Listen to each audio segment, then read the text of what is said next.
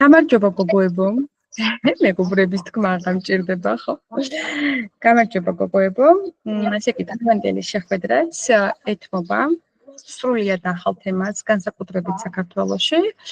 ეს არის accessibility testing, ანუ ხელმისაწვდომობის ტესტირება, რომელიც საშუალებას გვაძლევს, რომ ნებისმიერმა ადამიანმა მიუხედავად ჩვენი, ვთქვათ, უნარებისა, ვის რა გვაქვს შეზღუდული, ხო? გააჩნია ზოგს მაგალითად ხატველობის პრობლემა გვაქვს, ზოგს სმენის პრობლემა გვაქვს და ასე შემდეგ.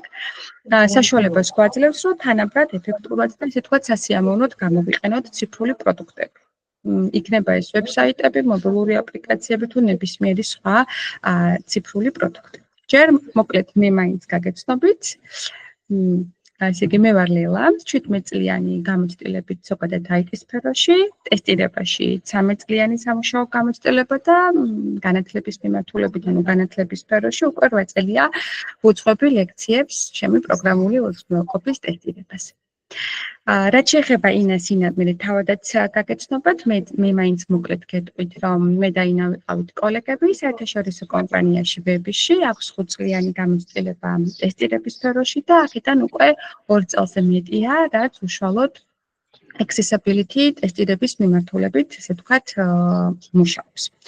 Ну, რა თქმა უნდა, ინაც საერთაშორისო სერტიფიკატის მფლობელია ISTQB-ის და ასევე არის ძალიან, ესე ვთქვათ, ხშირი მიწვეული სტუმარი GeoSTQB-ის ღონისძიებებზე უკვე მეორე წელია და ასევე თავის კომპანიაში, რომელიც ასევე არის საერთაშორისო კომპანია, DevExpert-ი, ინა იქაც აქტიურად არის ჩართული ტექნიკურ შეხვედრებზე. რაც შეეხება ინას კურსი accessibility ტესტირებაზე ისტარტება 16 სექტემბერს.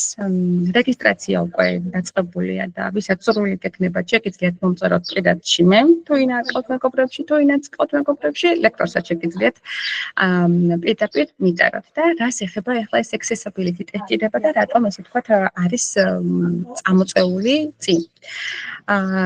სულ ერთი თვის წინ ევროკავშირმაც მიიღო ახალი კანონი, რომ ნებისმიერი ციფრული პროდუქტი, რომელსაც საბოლოო მომხმარებელი ყავს ევროკავშირის ქვეყნებიდან, აუცილებლად უნდა აკმაყოფილებდეს accessibility მიმართულებასაც. ხო, შესაბამისად, ნებისმიერი ვაკანსია, რომელიც, ასე ვთქვათ, მომავალში გამოქვეყნდება, თუ ეს პროგრამული პროდუქტი იქნება, ასე ვთქვათ, ASH-ის ბაზარზე, ასევე ისრაელის ბაზარზე, ინახა სწორად ვამბობ, ASH-ში კანადა და უკვე ევროკავშირის ქვეყნებშიც, ასე ვთქვათ, კანონით არის ვალდებული, რომ გატესტილი იყოს accessibility მიმართულებით. ამიტომ ყველა ტესტერს, ვისაც გეგმაში გვაქვს, რომ ვეთანამშრომლოთ საერთაშორისო კომპანიებს და საერთაშორისო პროექტებზე ვიყოთ ტესტერები, აუცილებლად დაგვჭირდება ეს ცოდნა.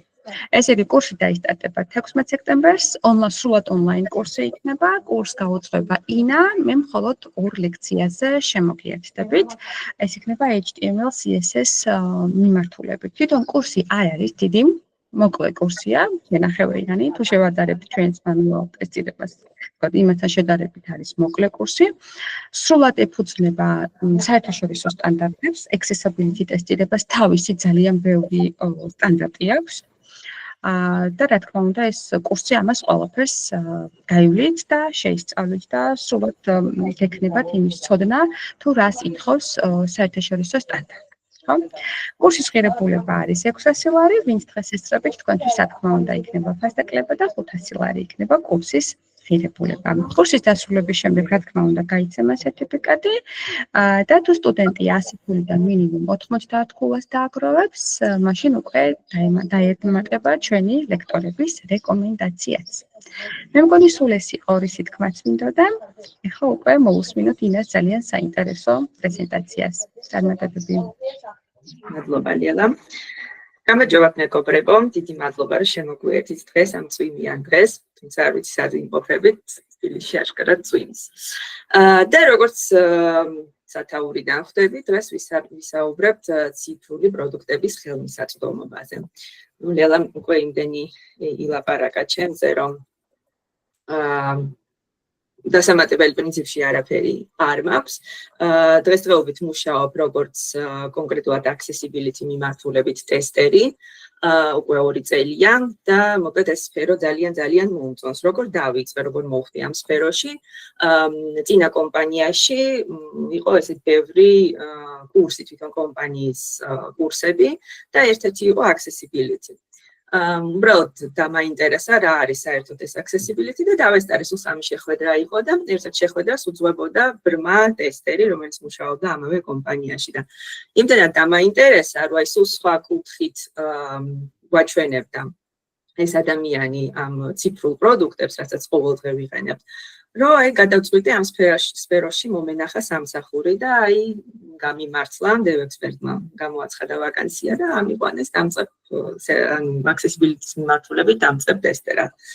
და აი უკვე 2 წელია ამ საქმეში ვარ ჩართული და ვფიქრობ, რომ არ არის საზღვარი, ან ძალიან ბევრი არის სასწავლი, ძალიან საინტერესოა, ძალიან კრეატიული, იმიტომ რომ არ არის ესეთი კონკრეტულად დახურული თქვა სტანდარტები და საკითხები, ან ყოველთვის არის ადგილი კრეატიულობისთვის, რაც ძალიან მნიშვნელოვანი არის, რომ არ მოგბეზდეს, არ იყოს რუტინული და ასე შემდეგ. ხა ცოტას მოგიყვებით თვითონ accessibility-ზე. ხომ საკითხები რასაც გავივლით, უპირველეს ყოვლისა აგიხსნით თუ რა არის ზოგადად accessibility, ანუ ხელმისაწვდომობა ქართულად, რატო არის მნიშვნელოვანი, ვის ეხება. ვნახავთ როგორ ხდება ხელმისაწვდომობის კუთხით ტესტირება ციფრული პროდუქტების. ასევე ვნახავთ თუ ვინ ტესტავს რეალურად, ანუ რას წარმოადგენს accessibility გუნდი, რა როლები და რა პოზიციები შედის, რა არის მათი პასუხისმგებლობები. ვნახავთ აგრეთვე როგორ შეგვიძლია შემოუერთდეთ ამ გუნდს, ანუ რა უნდა ვიცოდეთ იმისთვის, რომ გავიდეთ გასაუბრებაზე და ბოლოს დავუთმობთ რამდენიმე წუთს თქვენ შეკითხვებს, თუმცა შეკითხვები შეგიძლიათ მოიწეროთ ჩატში, მე მგონი ასე აჯობებს, რომ არ დაგავიწყდეთ და შეხვედრის ბოლოს ყველას გავაჟღერებთ და გიპასუხებთ. ავედით.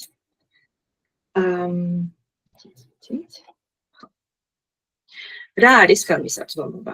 ანუ accessibility ხელმისაწვდომობა უზრუნველყოფს, რომ ყველა ადამიანი, მიუხედავად მისი უნარებისა თუ უნარობისა, იყოს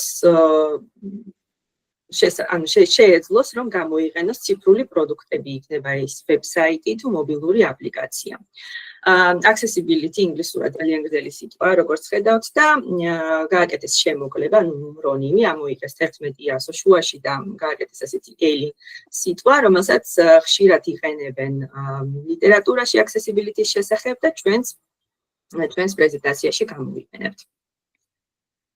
რატომ არის მნიშვნელოვანი ხელმისაწვდომობა? უპირველეს ყოვლისა, უნდა ვთქვათ, რომ ჯანდაცვის მსოფლიო ორგანიზაციის რეპორტის მიხედვით, დაახლოებით 16% სრულიად მოსახლეობისა არის ამა თუ იმ უნარობის მატარებელი და ეს ნიშნავს, რომ ყოველ 6 ადამიანში ერთი არის ასეთი. რაც ძალიან მნიშვნელოვანია და საკმაოდ დიდი ციფრია. ეს უნარობები შეიძლება იყოს მრავალნაირი, ჩვენი გრძნობათა ორგანოების მიხედვით, მაგალითად, გვაქვს მხედველობის დარღვევები, აქ სიბრმავე შედის, დაქვეითებული მხედველობა, დალტონიზმიც ამ ჯგუფშია, სმენითი დარღვევები, ანუ დაქვეითებული სმენა, სიყრუე, მოტორული დარღვევები, ანუ მოძრაობასთან დაკავშირებული სხვადასხვა უნარობები, უკონტროლო მოქმედებები, ხერხემლის კონტროლი და ასე შემდეგ. კოგნიტიური დარღვევები, როგორც არის მაგალითად დისლექსია, სწავლის უნარის დაქვეითება და ასე შემდეგ. გარდა ზემოთხსენებულისა, გვაქვს აგრეთვე დროებითი, ანუ სიტუაციური უნარობები, რომელიც შეიძლება ყველა ჩვენგანს დაემართოს, მაგალითად მოტეხილი ხელი, ანუ მხოლოდ ერთი ხელით როცა გიწევს კლავიატურით სარგებლობა, ან ტელეფონით სარგებლობა, ასაკთან დაკავშირებული სხვადასხვა უნარობები. როცა იმყოფებით ხმაურიან ადგილას სიტყვაზე და გინდათ რაღაცა ვიდეო რომ ნახოთ, ჩავთავთ სუბტიტრებს და შეგიძლიათ მიახლოებით მაინც მივხვდეთ რა ხდება ვიდეოში. ან ესეთი სიტუაცია, როცა მკვეთრი განათების პირობებში იმყოფებით და აი ტელეფონის ეკრანი რო კარგად ჩანდეს, მისი რეჟიმი უნდა შეცვალოთ შესაბამისად. და ნუ მოკლედ ძალიან ბევრია სხვადასხვა ასეთი მაგალითები, რომელიც ნებისმიერ შეიძლება შეგვხვდეს დღესდღეობით და ეს იმაზე მიუთითებს, რომ accessibility მნიშვნელოვანი არის არა მხოლოდ უნარო პირებისთვის, არამედ ზოგადად ყველასთვის.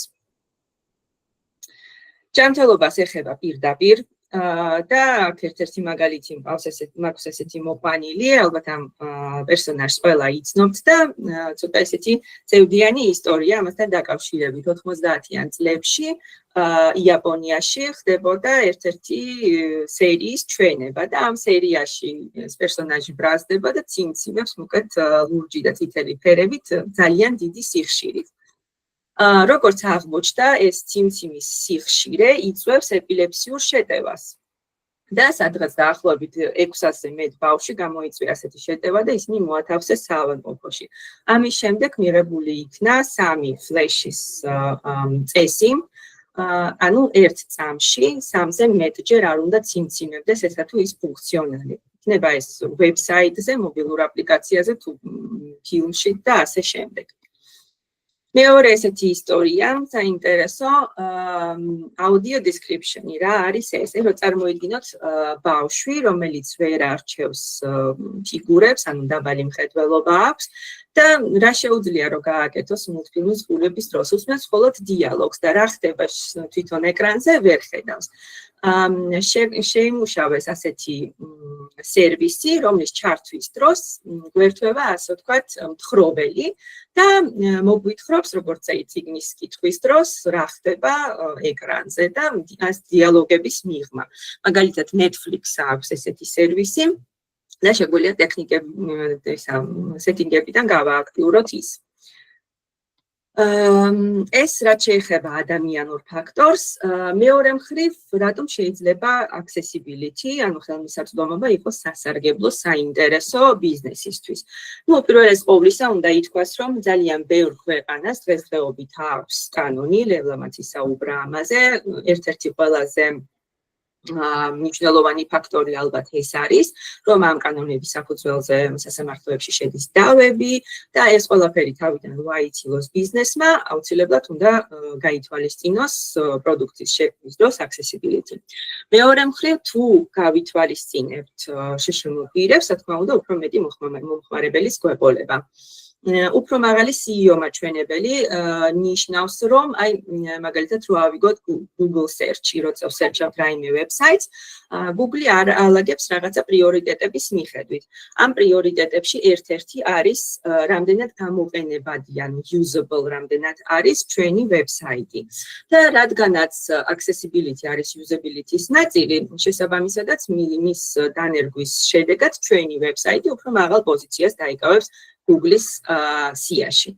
და ბოლოს, რა თქმა უნდა, კომპანიის იმიჯი და რეპუტაცია ბევრად უმჯობესდება, როცა განერგილი აქვს accessibility და ყველა პირს აქვს შესაძლებლობა, რომ ისარგებლოს ვებსაიტით თუ სხვა ციფრული პროდუქტით. კანონების შესახებ ვისაუბრეთ, აქ მაქვს ჩამოწერილი რამდენიმე ისეთი ყველაზე გავრცელებული, ყველაზე ცნობილი კანონი. პირველი არის Americans with Disabilities Act, რომელიც 1990 წლიდან გვაქვს.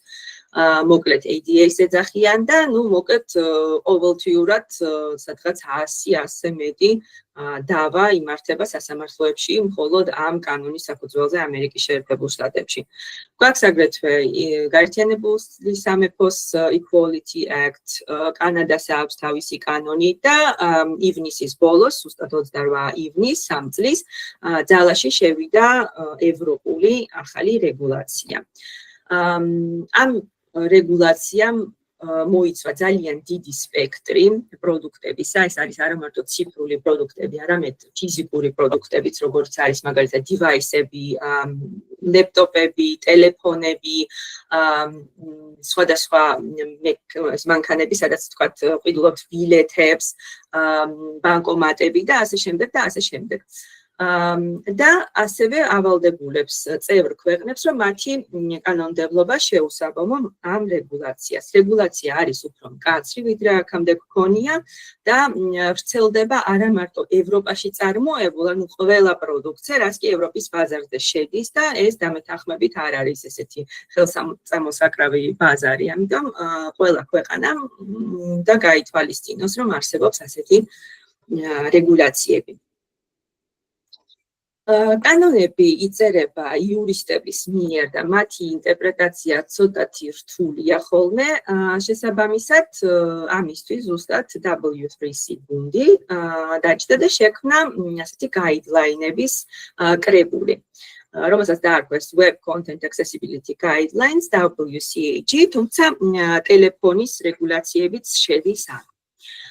ეს გაიდლაინები ეფუძნება 4 ძირითად პრინციპს, რომ ჩვენი ვებსაიტი, ჩვენი კონტენტი უნდა იყოს აღქმადი, perceivable პირველი პრინციპი.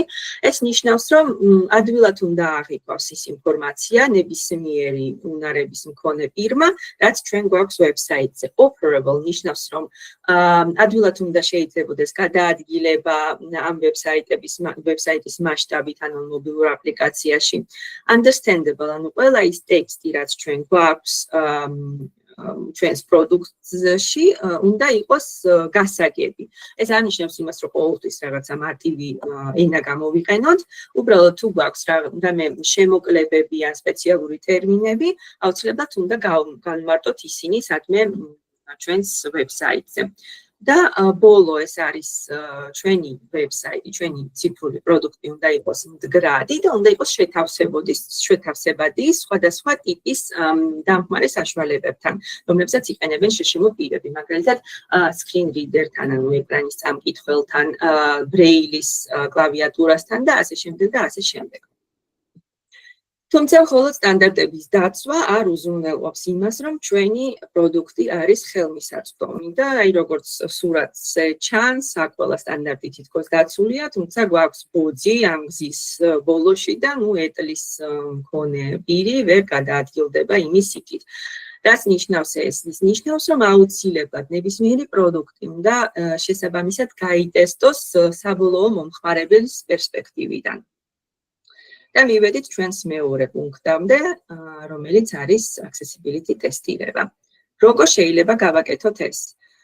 უპირველეს ყოვლისა უნდა ვიცოდეთ, როგორ იყენებენ ვებსაიტებს შშმ პირები. და ამას ისინი აკეთებენ დამხმარე ხელსაწყოების ტექნოლოგიების საშუალებით. უპირველეს ყოვლისა ეკრანის წამკითხველი ყველაზე უფრო გავრცელებული და ტესტირებაშიც ყველაზე უფრო მეტად გამოყენებადი.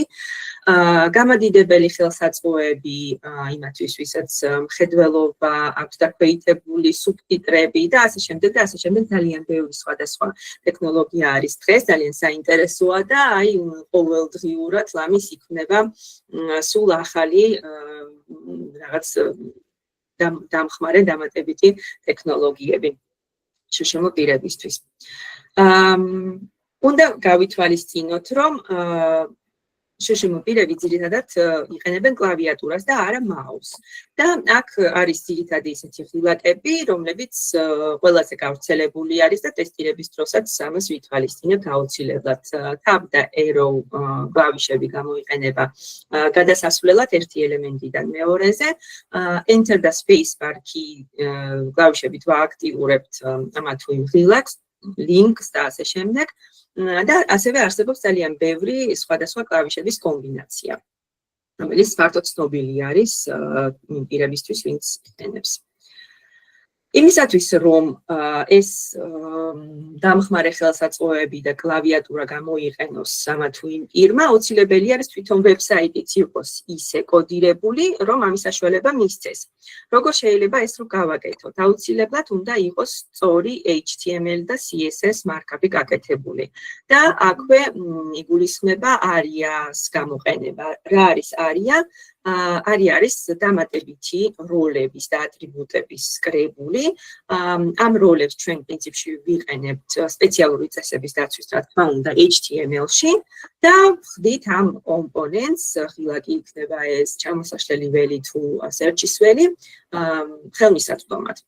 და თავისთავად დღეს უკვე ძალიან საკმაოდ ბევრი არის დაგროვებული პრაქტიკა, მომხმარების გამოცდილება და ეს ყველაფერი უნდა გავითვალისწინოთ, როცა ვქმნით ახალ ციფრულ პროდუქტს.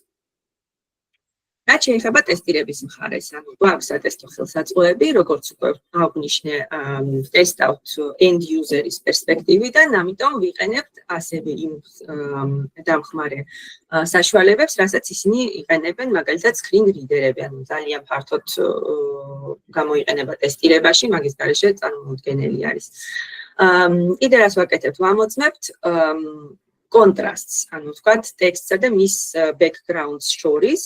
რამდენად აღქმადი არის დაბალი მხედველობის ან დალტონიზმის მატარებელი პირებისთვის, ესა თუ ის ტექსტი იქნება თუ ღილაკი. და ავტომატიზირებული ხელსაწყოები, რა თქმა უნდა, გვაქვს, როგორც ხედავთ, არც ისე ცოტა არის და სულ ახლდება და ახალი ფუნქციონალი ემატება, თუმცა მინდა ვთქვა, რომ სადღაც 40%-მდე ფარავს test case-ებს, ამის იქით სამწუხაროდ ვერ გაჩავს, იმიტომ რომ ადამიანური ფაქტორი არის ძალიან მნიშვნელოვანი.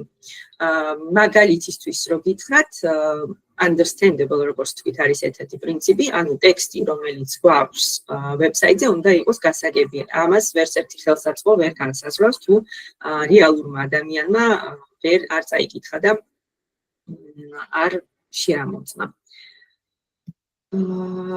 Screen reader-ები ვახსენეთ, ცოტა მინდა გავშალო ეს თემა, ანუ რა არის იდეაში screen reader-ი ეკრანის აღმართველი, ეს არის პროგრამა, რომელიც ყენდება ჩვენს device-ზე და გვიკითხავს, ანუ გარდაქმნის ვიზუალურ ინფორმაციას ვერბალურად გვიყვება, ასე ვთქვათ, გვიკითხავს, რა წერია ეკრანზე.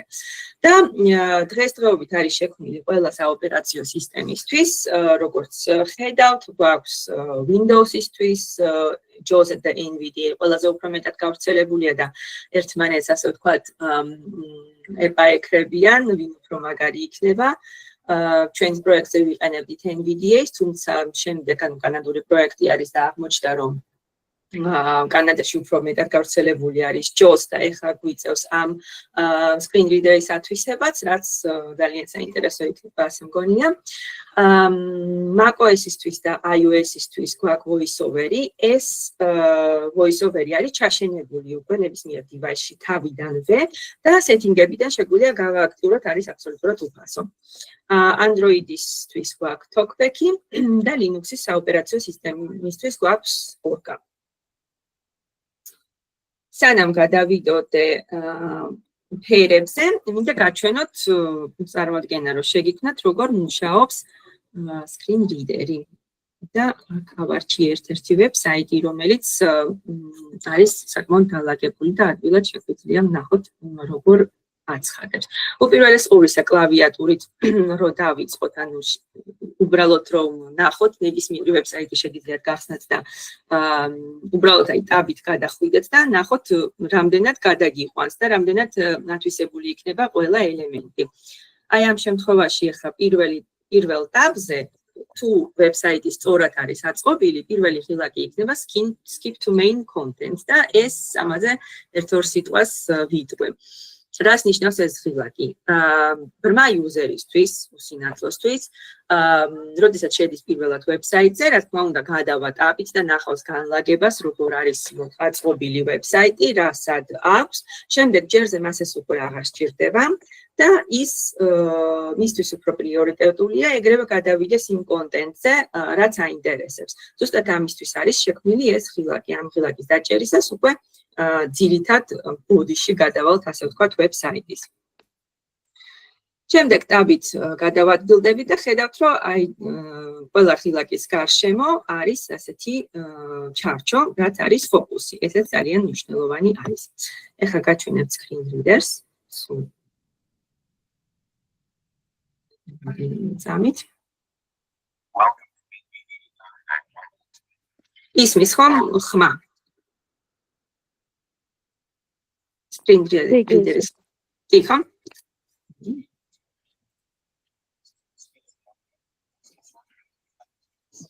აქ მარჯვენა მხარეს მაქვს ასევე გახსნილი speech viewer-ი, ანუ რასაც ლაპარაკობს, რომ თან დაიწერება, რომ იმათვის ვინც ვერ გაიგებთ, რომ ნახოთ რეალურად როგორ აცხადებს.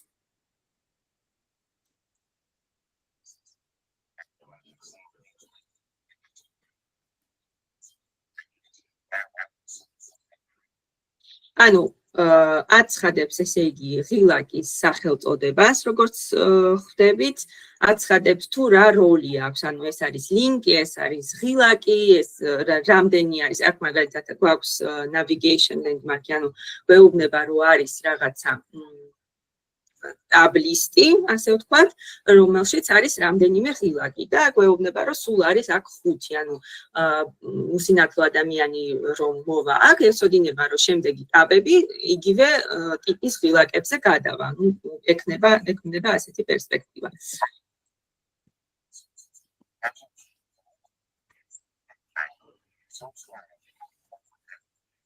აქ უკვე search field-ია და მაგასაც გვეუბნება, რომ არის ცარიელი. აქ გვეუბნება, რომ არის ღილაკი, ანუ ამას თუ დავაჭერთ, რაღაცა მოხდება. ასევე ძალიან მნიშვნელოვანი არის, რომ გამოაცხადოს screen reader-მა, რა საკეთებს ეს ღილაკი, ანუ რომ დააჭერ, რა მოხდება, გაიხსნება დიალოგი, გაიხსნება ახალი პანჯარა და ასე შემდეგ და ასე შემდეგ. ეს ყველაფერი უნდა იყოს გათვალისწინებული და იქნება კიდეც გათვალისწინებული, თუ სწორად არის კოდირებული. მეც აღარ მოგაწვენთ. თავს ამ ჩემი screen reader-ებით და გავაგრძელოთ ჩვენი პრეზენტაცია. შემდეგი ხელსაწყო არის ფერების ანალიზერი. აქ რა ხდება? ანუ იმისათვის, რომ ადვილად აღიქვას ტექსტი, რომელიც წერია ვებსაიტზე, ან დაინახოს ღილაკი, ან რაიმე სხვა ელემენტი, აუცილებლად უნდა იყოს დაცული კონტრასტი. და ეს კონტრასტი არის სხვადასხვა ტექსტისთვის და თქვათ იკონკასთვის. სტანდარტში ყველაფერი გვაქვს გაწერილი დეტალურად და ადვილია იმის ნახვა. და საკეთებს ეს ხელსაწყო. ანუ ჩვენ ვაწვდით მას, როგორც ხედავთ, ზედა და ქვედა ველები გვაქვს. ერთი არის foreground-ისთვის, ანუ სიტყვაზე ტექსტი, ტექსტის ფერი, მეორე არის background-ი, ანუ ის ფონი, რაზეც არის ეს ტექსტი დაწერილი. და ეს ხელსაწყო აანალიზებს, გვაძლევს კონტრასტს, აქ მარჯვენა მხარეს შეგიძლიათ დაინახოთ, რა კონტრასტიც გვაქვს ამ ორ ფერს შორის. და შემდეგ ქვედა ნაწილში გვაქვს მოცემული სტანდარტები, შეგვიძლია დავინახოთ, რომელ სტანდარტს აკმაყოფილებს, რომელ სტანდარტს არა. პირველი ეს არის ტექსტისთვის, ამ შემთხვევაში გვაქვს ფასი, ანუ სტანდარტი არის დაცული. ანუ ის მინიმალური კონტრასტი, რაც უნდა იყოს ამ შემთხვევაში, არის დაცული და ან იმის ზევით გვაქვს ჩვენი არსებული კონტრასტი ვებსაიტზე. აქ სული არის მაგალითი ავტომატიზირებული ხელსაწყოს, არის უფასო ვერსია და ყენდება, ასე ვთქვათ, inspect ელემენტის არის ერთ-ერთი ტაბის სახით. შეგვიძლია დავაჭიროთ სკანს და ის პრინციპში ხო ასკანირებს ჩვენს ვებ გვერდს და გვეუბნება თუ რა შეცდომები აღმოაჩინა. მარცხენა მხარეს შეგიძლიათ დაინახოთ ვიკიპედიას რამდენი პრობლემა აქვს და მარჯვენა მხარეს არის სია, იგივე ბაგების და თემების მიხედვით არის დაყოფილი. შეგვიძლია ყველა ეს ჩამოსაშლელი ველი გავხსნათ და ვნახოთ დამატებითი ინფორმაცია თუ სად არის მაგალითად ამ ვებ გვერდზე ან კოდში თუნდაც HTML-ში სად არის ეს კონკრეტული დაზიანებული, ასე ვთქვათ, ელემენტი. შეგვიძლია ვნახოთ თუ რომელი WCAG-ის რომელი სტანდარტი არის დარღვეული ამ შემთხვევაში და როგორ შეიძლება აღმოფხვრათ ეს შეცდომა, ანუ გზებს ვთავაზობს ასევე თუ როგორ შეგვიძლია გავასწოროთ. აი მესამე მაგალითად რო ავიღოთ, images must have alternative text, ნიშნავს რომ არის რაღაცა სურათი ან რაღაცა იკონკა გვერდზე, რომელსაც არ აქვს ალტერნატიული ტექსტი და შესაბამისად screen reader-ით რომ მივა ადამიანი ამ იკონკამდე, მას არ ეცოდინება საერთოდ რა ხდება, ანუ რას წარმოადგენს ეს იმიჯი. შეიძლება იყოს გაფრთხილების, შეიძლება იყოს შეცდომის იმიჯი და ეს აუცილებლად უნდა იცოდეს მომხმარებელმა. ChatGPT, ანუ ჩვენი ცხოვრების ნაწილი არის და ამიტომ ამასაც გავჩერდები 1-2 წუთი. ChatGPT სთან ერთად რა თქმა უნდა მუშაობთ ძალიან ახლოს, თუმცა თუ უბრალოდ ვთხოვთ, რომ აი მოდი დამიწერე ერთი ხელმისაწვდომი კოდი, მაგას სამწუხაროდ ვერ იზამს, იმიტომ რომ იყენებს ძალიან ფართო სპექტრს ინფორმაციის და კოდის მთელი ინტერნეტიდან, რომელიც უმთავრესად არ არის ხელმისაწვდომი. თუმცა, როგორც ასისტენტი ძალიან გამოსადეგია და გვეხმარება, მაგალითად, თუ ზუსტად არ ვიცით, რომელი კრიტერიუმი ირღვევა, შეგვიძლია აღვწეროთ ასე ვთქვათ სიტუაცია და ვკითხოთ და საკმაოდ კარგად პასუხობს. ასევე მე ვიყენებ მაგალითად, როცა დიზაინის დროს ვარ ჩართული, რაღაცა, ვიცი, ხილაკის შექმნაზე და ანუ მსგავსი პრაქტიკები რაც არის, იმასაც ამოგიღებს ყველაფერს და დაგილაგებს ძალიან კარგად. ასე რომ ასისტენტის სახე ძალიან გამოსადეგია. ტესტირებაზე ვისაუბრებთ და ნახოთ ახლა ვინ აკეთებს ამ ტესტირებას, ამ დანერგვას და ამ ყველაფერს. Accessibility გუნდი. ძალიან ბევრ კომპანიაში არის ძალიან განსხვავებული პოზიციების სახელები, მაგრამ ძირითადები ამოვკრიბე და ვფიქრობ, რომ ეს არის ყველაზე ისეთი უფრო გავრცელებული. გვაქვს accessibility ანალიტიკოსი, რომელიც პრინციპში აფასებს პრობლემას და მის აღმოფხვრის გზებს ეძებს. Accessibility ინჟინრები არიან უფრო ტექნიკური ადამიანები, ვისაც გააჩნია უფრო დეველოპერების ცოდნაც კი, ისინი ქმნიან ხელმისაწვდომ კომპონენტებს კოდისთვის, აქვთ ესეთი ბიბლიოთეკა ამ კომპონენტების, რომელსაც შემდეგ იღებენ დეველოპერები და სვავენ კოდში. Accessibility ტესტერები ალბათ ყველაზე მნიშვნელოვანი რგოლი, იმიტომ რომ ჩვენ ვამოწმებთ რამდენად არის დაცული სტანდარტები, რამდენად არის ადვილად გამოსაყენებელი ამა თუ იმ პირის გადმოსახედიდან ვებსაიტი. ასევე ვაკეთებთ რეგრეს ტესტს, ანუ ვუვლით მთელ პლატფორმას და ვნახულობთ ხომ არ დაზიანდა რამე ახალი დანერგვების შედეგად. Accessibility-ის კუთხით ოღონდ. და მენეჯერები, რა თქმა უნდა, ხელმძღვანელობენ გუნდის მუშაობას. არის სიტუაციები და უმთავრესად ასეა ხოლმე, როცა კომპანიას არ აქვს საშუალება, რომ აიყვანოს მთლიანად გუნდი. ამ შემთხვევაში გვეყოლება ერთი ან რამოდენიმე accessibility ექსპერტი, რომლებიც შეითავსებენ ამ ყველა ფუნქციას. მნიშვნელოვანია ასევე accessibility ექსპერტების როლი თვითონ მთლიანად კომპანიის ინფორმირებაზე accessibility-ის შესახებ, იმიტომ რომ უმთავრესად ამაზე ინფორმაცია ძალიან ზოგადი აქვს და გვიწევს ლექციების ჩატარება, დახმარება დეველოპერების და მენეჯერების და ასე შემდეგ და ასე შემდეგ. Როგორ შეიძლება შემოუერთდეთ accessibility გუნდს, არ გავხდეთ accessibility ექსპერტი, აქ მაქვს მოყვანილი ერთ-ერთი რეალური ვაკანსიის მოთხოვნები და როგორც ხედავთ, მოთხოვნა არის, რომ ვიცოდეთ სტანდარტები, ამ WCAG-ის კრიტერიუმები და როგორ შეიძლება გავმარტოთ ისინი. HTML და CSS-ის ცოდნა ძალიან მნიშვნელოვანია და აი ჩემს კურსზეც ლელა უთმობს მთელ 2 ლექციას, იმიტომ რომ მისი წაკითხვა მნიშვნელოვანია, რომ ვნახოთ სად არის პრობლემა და თუ ძალიან კარგად ვიცით, შეგვიძლია შევთავაზოთ დეველოპერებს მისი აღმოფხვრის საშუალებები.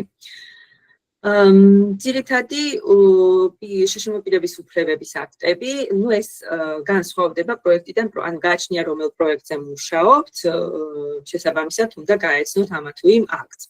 დამხმარე ტექნოლოგიების ცოდნა აუცილებელი არის, აქ იგულისხმება ეკრანის წამკითხველები, ხელსაწყოები, ავტომატიზირებული ხელსაწყოები და ასე შემდეგ და ბოლოს სერტიფიკატი, რომელიც დაადასტურებს თქვენ შესაბამის ცოდნას. სერტიფიკატებს რაც შეეხება ICQB-ის სამწუხაროდ ამ ეტაპზე არ აქვს სილაბუსი დათმობილი accessibility-ისთვის, თუმცა ძალიან ბევრ სილაბუსში არის ნახსენები და როგორც ხედავთ, თვითონ გლოსარიში, ანუ ლექსიკონშიც გვაქვს accessibility-ის განმარტება. თუმცა A4Q მე მგონი 1 ივლისიდან თუ სწორად მახსოვს, გამოუშვა ახალი პროგრამა Digital Accessibility-ის სახელწოდებით, რომელიც პრინციპში ეფუძნება ძირითად სტანდარტებს. ეს არის საერთაშორისო აღიარებული სერტიფიკატი და ამოწმებს თუ ამოწმებს თქვენს ცოდნას რამდენად კარგად იცით ტესტირების მეთოდები, ტექნიკური კრიტერიუმები, სამართლებრივი ჩარჩოები, სტანდარტები და ასე შემდეგ. უნდა აღინიშნოს, რომ ეს არ არის მხოლოდ და მხოლოდ ტესტერებისთვის, ეს არის ასევე დიზაინერებისთვის, დეველოპერებისთვის და ყველა იმ პირისთვის, ვინც დაინტერესებულია და უნდა რომ იმუშაოს accessibility-ის მიმართულებით.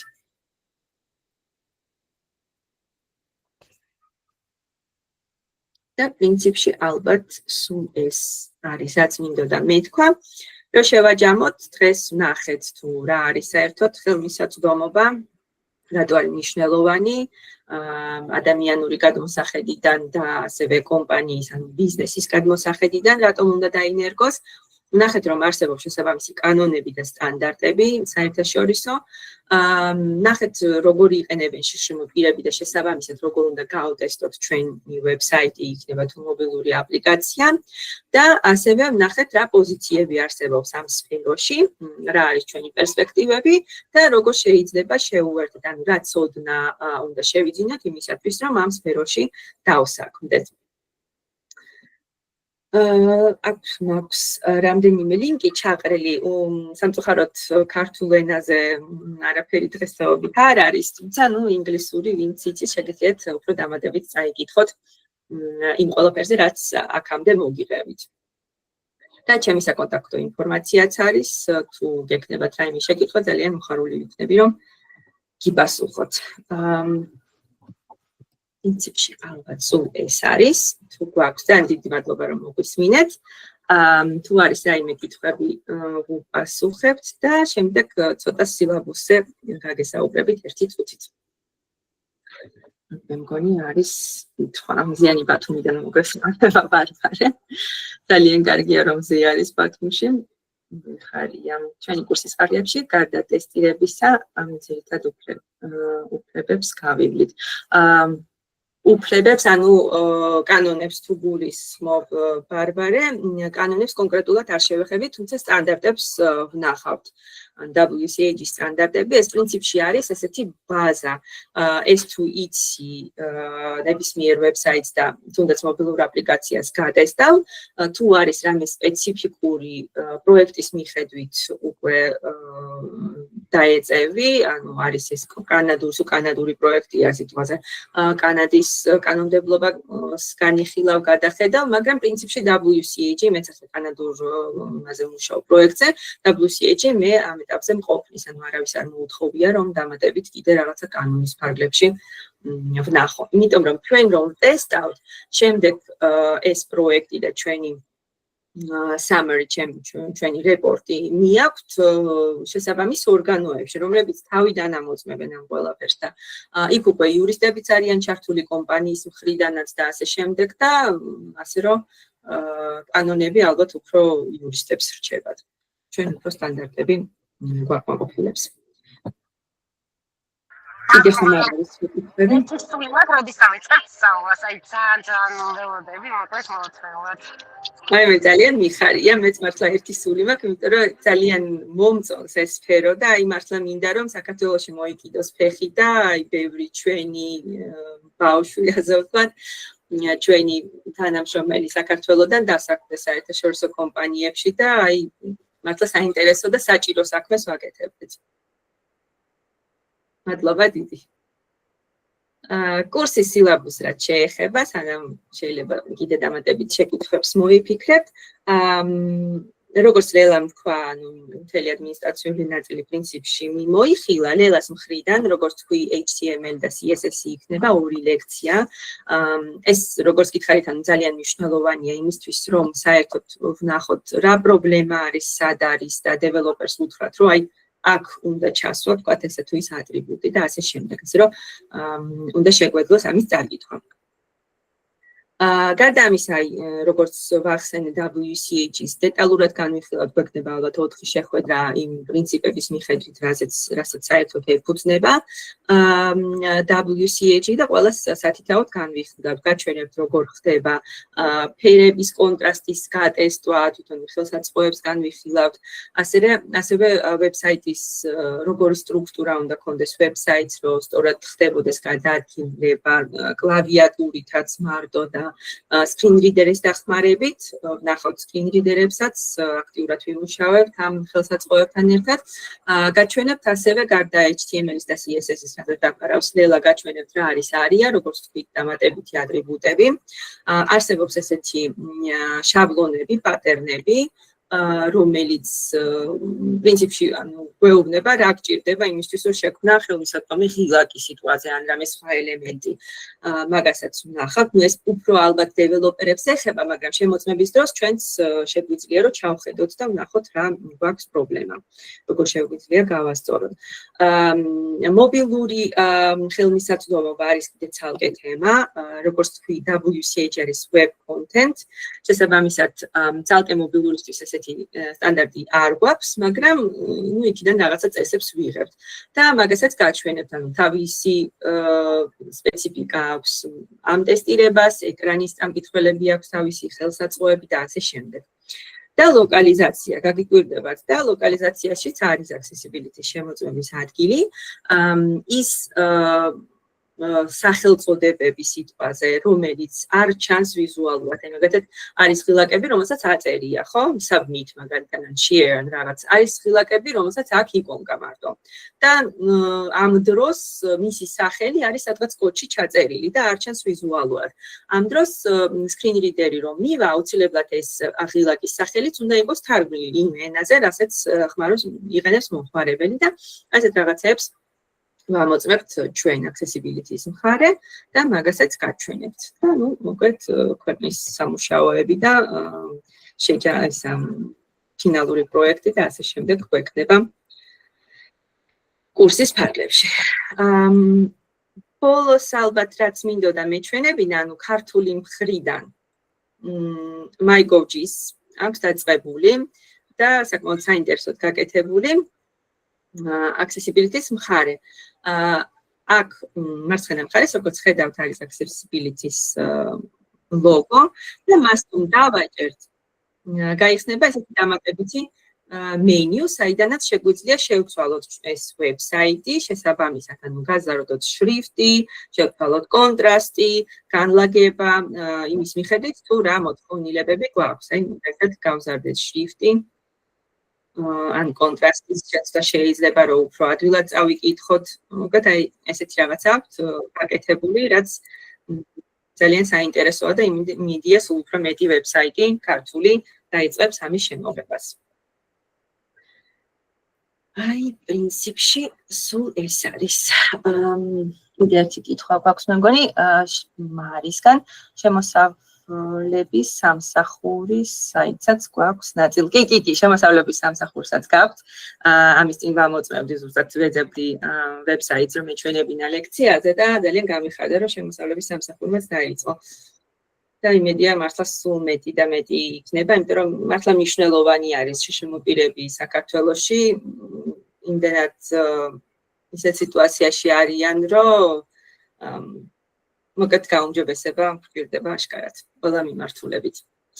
იმას ხომ არ აქვს კიდე კითხვა, შეგიძლიათ მიკროფონით ჩართოთ და დავუსვათ პირდაპირ.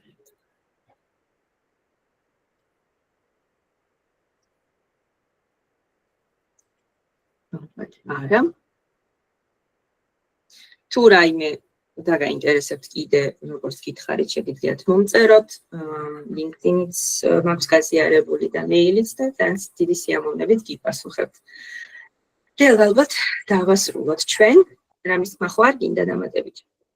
კი, ალბათ დავასრულოთ. მადლობა ინა, ძალიან საინტერესო თემა იყო, საინტერესო პრეზენტაცია. მეგობრებო, თქვენს დიდი მადლობა დასწრებისთვის, დაინტერესებისთვის. გადროებით. წარმატებები ყველას, ბავშვებო. მადლობა ყურადღებისთვის და წარმატებები.